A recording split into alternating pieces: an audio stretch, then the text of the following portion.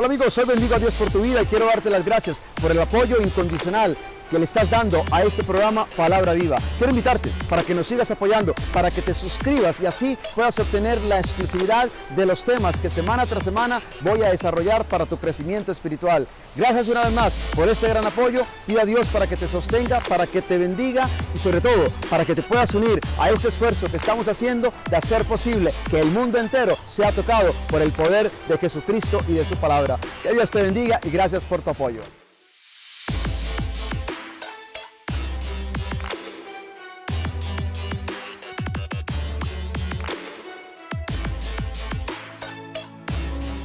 Hola amigos, te deseo hoy todo lo mejor y pido a Dios para que llene de bendiciones tu día.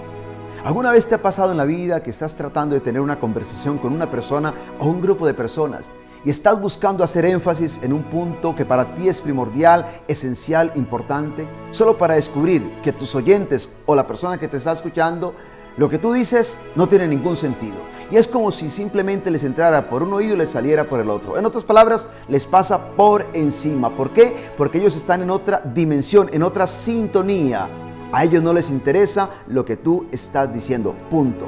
Pues bien, si esa ha sido tu experiencia, déjame decirte, algo parecido le sucedió a Jesús y lo vamos a descubrir hoy en el Evangelio de San Marcos, en el capítulo 10, versículo del 32 al 45. ¿Por qué? Porque Jesús va hacia Jerusalén y está acompañado de sus discípulos. Él va adelante, ellos van atrás. Y Jesús les está hablando de lo que va a suceder en Jerusalén. Allí básicamente lo van a entregar, ¿no? ¿Sí? A los sumos sacerdotes y a los maestros de la ley, que lo van a condenar. Óigalo bien, se burlarán de él, lo escupirán, lo golpearán y hasta lo matarán. ¿Sí? Jesús está hablando de una realidad que les espera a él, que le espera a él. Y sin embargo, ¿qué pasa con estos hombres? A ellos no les interesa lo que le va a pasar a Jesús, no. A ellos no les interesa sentir ni siquiera por un momento un poco de compasión o sensibilidad por lo que Jesús va a sufrir. Y dos de ellos, los hijos de Zebedeo, estamos hablando de Santiago y Juan, se acercaron a Jesús. Y escuchemos, cuando se acercan a Jesús, ¿qué es lo que estos hombres dicen? Escuchemos. Maestro, le dicen, queremos que nos hagas el favor que vamos a pedirte. Se acercaron no para consolar a Jesús, no para decirle cuenta con nosotros, no para decirle qué pena lo que te espera en Jerusalén, no, olvidémonos de eso. Esos hombres no tenían ninguna sensibilidad en ese momento. Por el contrario, querían era un favorcito. Queremos un favor. Él les preguntó, ¿qué quieren que haga por ustedes? Y ellos le contestaron, concédenos que en tu reino glorioso nos sentemos el uno a tu derecha y el otro a tu izquierda, por favor. ¿Qué estamos pensando? Por favor. Aquí no hay dolor, aquí no hay sensibilidad. No, aquí lo que hay es un egoísmo puro. Sí, concédenos sentarnos en tu reino, uno a tu derecha y el otro a tu izquierda. Jesús les contestó, ustedes no saben lo que piden. Quisiera quedarme ahí. Ustedes no saben lo que piden. Por supuesto que no sabían lo que estaban pidiendo. Estoy pensando muchas veces, ¿no?, en nosotros.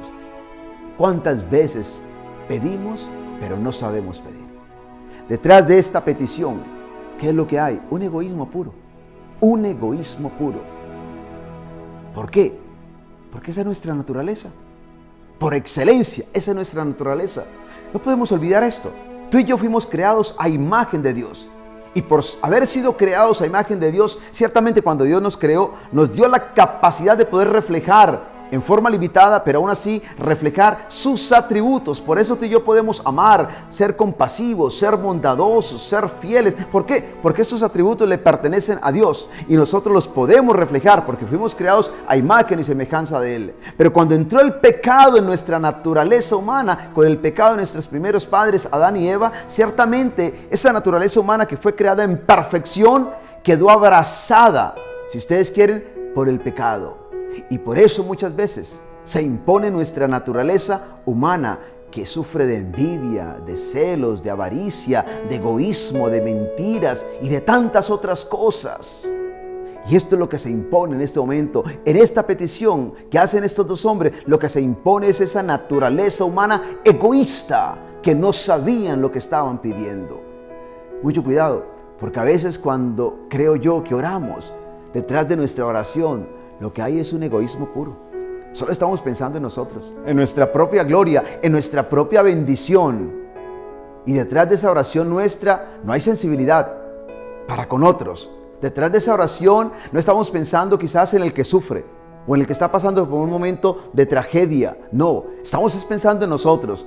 La bendición para mí y los demás, a mí no me importa.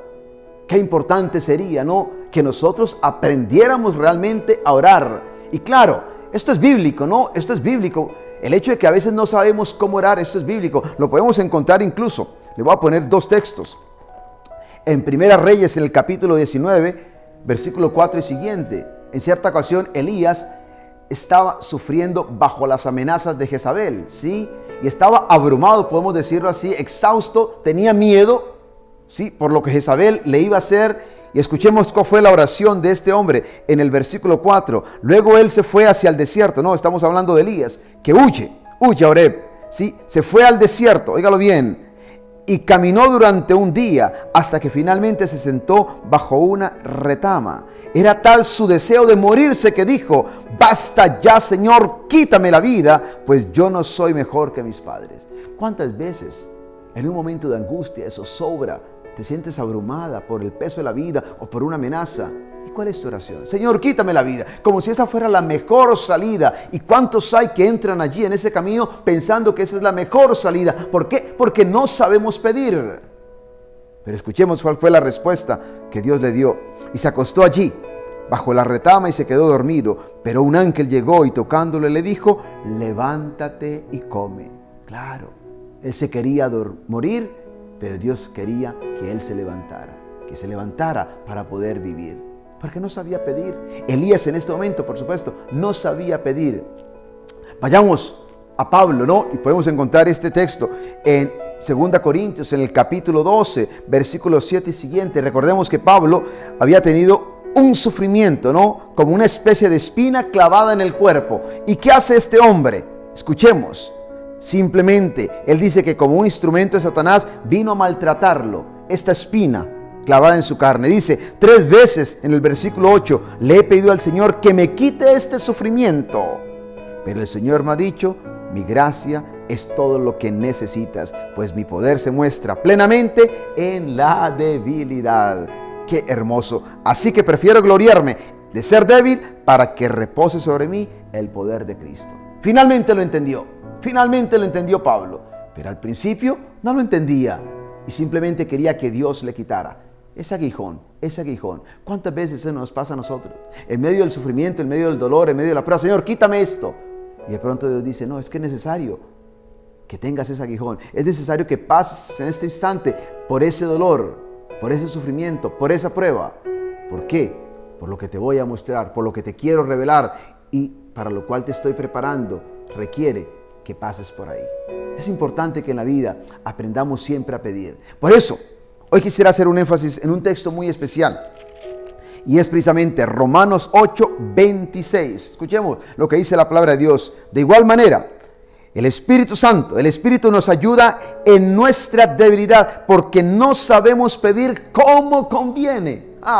Aquí entra el papel del Espíritu Santo. Qué hermoso, porque no sabemos pedir como conviene, pero el Espíritu mismo ruega a Dios por nosotros con gemidos que no pueden expresarse con palabras. Esto es importante que nosotros lo entendamos. Cuando no sabemos pedir, ¿qué hace el Espíritu Santo? Viene en nuestra ayuda.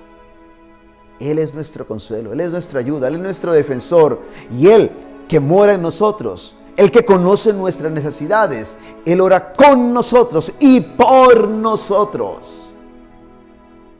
El Espíritu Santo purifica nuestra oración. Sí, el Espíritu Santo purifica nuestra oración. ¿Por qué? Porque el Espíritu Santo nos hace ver que a veces lo que nosotros pedimos realmente no es una necesidad, es simplemente un capricho de nosotros. El Espíritu Santo nos hace ver la verdadera necesidad de nuestras vidas. El Espíritu Santo nos hace que nosotros realmente nos centremos en aquello que es esencial y no simplemente en lo que nosotros deseamos. El Espíritu Santo nos hace descubrir realmente qué es lo que Dios quiere para cada uno de nosotros. El Espíritu Santo hace posible que nuestra oración realmente llegue al Padre de los cielos. El Espíritu Santo nos da claridad y le da vida a nuestra oración.